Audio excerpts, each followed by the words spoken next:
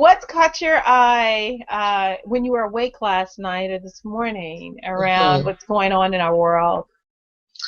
I don't know if we had a chance to talk a little bit about this last week, but a little, the Zimmerman trial, Hmm. the Trayvon Martin and Zimmerman trial is going on, and actually defense just closed up yesterday.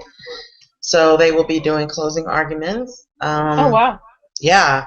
So we'll see how it's going. I don't know if the prosecution has really been able to prove without a shadow of a doubt that this was, attempted murder or manslaughter. So it ought to be interesting. Just I've been watching the different news stations and their take on it, and Hmm. so closing arguments I think are going to be very keen. And another thing that I really love is the judge is people are revering her quite highly. Hmm. The way she's handling um, these lawyers, making sure keeping these men in track and in step, and not getting Hmm. too crazy. She's also Hmm. very cognizant of the jury, and because they are sequestered from away from their family and their Right. friends, and wanting to get done as quickly as possible. Right. So she is being revered in the media quite nicely for handling her business. So if she's a mom, go devoted mom judge. If she's um, not, she's certainly if she's performing not, as a mother. yes, she is. I agree. She's got She's some very definitely aggressive performing. aggressive lawyers in that courtroom, and she's handling her own. Um, Right. Right. so it's been interesting just kind of also reading different blogs and seeing two different sides. We definitely have the race conversation, and then we're having the guns in America conversation, and Right. it's a very polarizing case. So it's just been interesting to really read and see two different points of view on it. Right. Now, do you think that, we've had these polarizing cases before, and Hmm. sometimes the verdict has set off some really interesting responses? Yeah, I can remember I can remember the OJ case. I was right. fortunate that I was working in a very small office, and my boss's wife and I got a chance to watch the verdict being announced. Hmm. And we were both African Americans, and we were ecstatic because I don't know that we didn't think. I don't think he did it. I think he knows who did it. That's still my story. I'm a conspiracy person. I've made that very clear. Uh, but you must have quit if the glove don't fit. Oh my gosh. God bless Johnny Cochran, Right. right? But one of the things that happened was I had friends who were working in offices where there was diversity, and it was very polarizing. As soon as the verdict in schools, they showed schools Right. where literally there was just like a parting of the how dare you're happy that this man got off for murder, and another set of folks being ecstatic because there's finally justice, that every black man that gets accused of killing someone isn't found guilty, Right. and so there were lots of dynamics there that were going on, social, economic, and so I think about like our response to that, and then I think about also Rodney King. Right. I was here in LA at that time. Yeah, and that was tough to watch because you could understand why people were so angry, but you also could see how, for me, the media really misrepresented Hmm. some of the magnitude. And you were there. I mean, what was that like for you? Oh man, that was scary. I mean, I remember I didn't hear the verdict. I was in school when the verdict came down, but Hmm. not too long afterwards, my mom was at the school picking us up, and school wasn't out yet, and she was very afraid and very scared, and didn't even really say much to us, um, but just rushed home.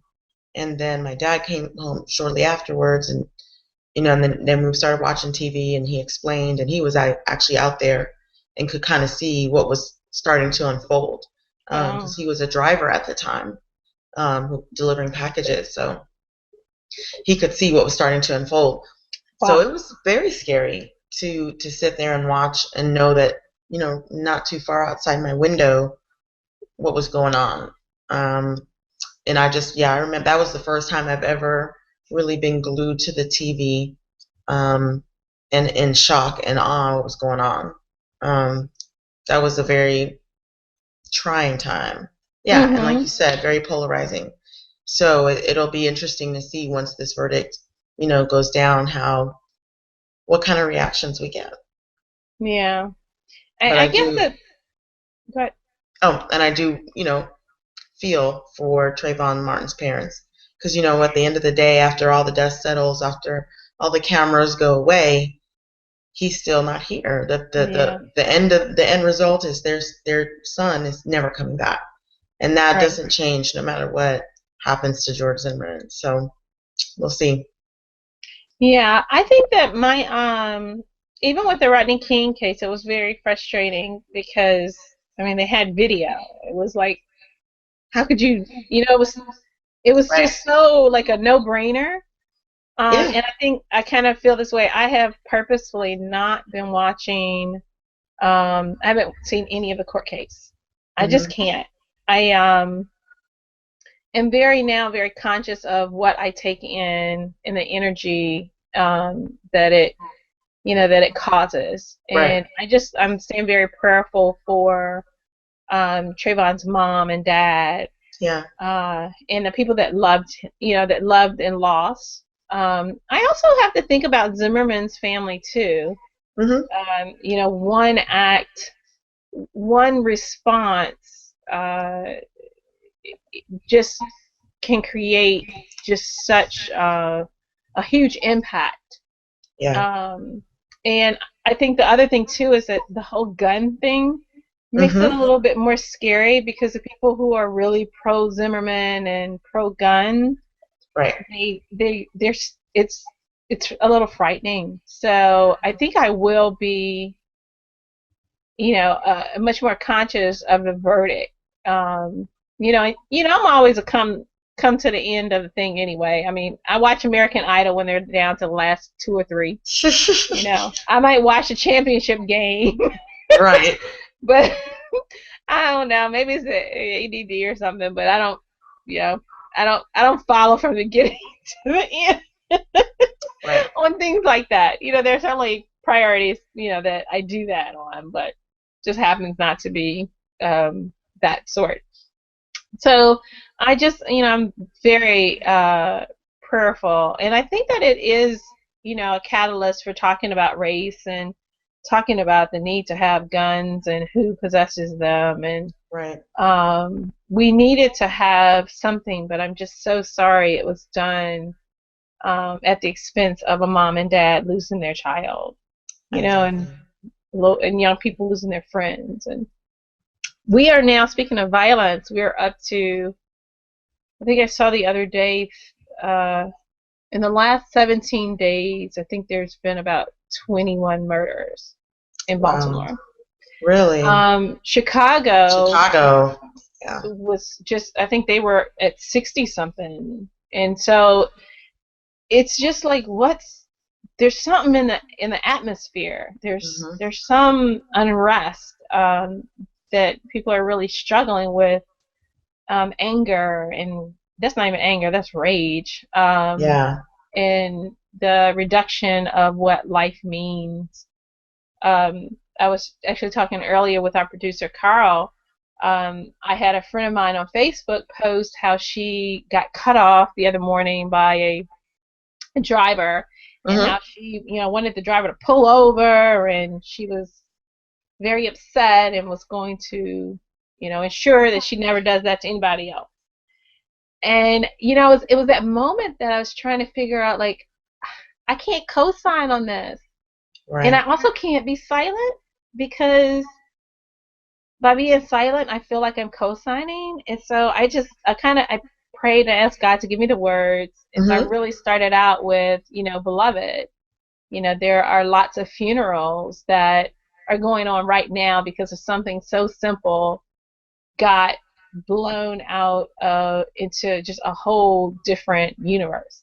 Yeah. And I can't explain to my children why I am either in jail, I am injured, Mm-hmm. or I'm dead Yeah. because somebody cut us off. I can't do that. And if I can't do that, then I need to check what my actions. Yeah. So, I was saying, if somebody comes up behind me and they're needing to get past me, I move out the way. I Mm-hmm. mean, call me a punk if you want or whatever. But I just I'm an alive punk. yeah, I'm an alive punk, and that's what I said. We've got to be conscious of our decisions, especially as moms. For one, our children are watching. Mm-hmm.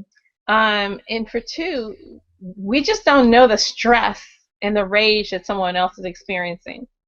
We don't know the level of it, Right. and if our level meets their level, it's not going to end well. And there were a Mm-hmm. couple of posts that were co-signing, oh, we did this one, that happened to D and D got out the car, the person pulled over, and I'm just thinking, you know, Dee's children and Dee's mom is not going to be very happy with him. Again, jail, injured, Right. dead. Because why? They got to the red light before you did? Mm-hmm. you know? That's true.